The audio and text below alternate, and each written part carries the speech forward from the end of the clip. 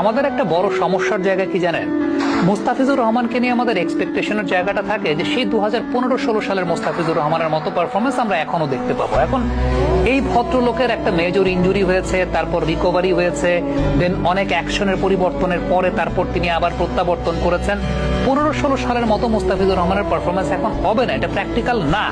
কিন্তু মুস্তাফিজ যখন top notch performance করেন সেটাও আমাদের আসলে মন ভরে না, আমরা বুঝতেও পারি না, কারণ আমাদের মনে মগজে একদম দৃষ্টিতে সবকিছু পুঞ্জীভূত হয়ে আছে সেই 2015-16 সালের মুস্তাফিজের মতো। এখন টি-20 ক্রিকেটে কিন্তু কনসিস্টেন্টলি মুস্তাফিজুর রহমান বাংলাদেশ টিমকে সার্ভিস দিয়ে যাচ্ছেন, যেটা আমাদের চোখে পড়ে না।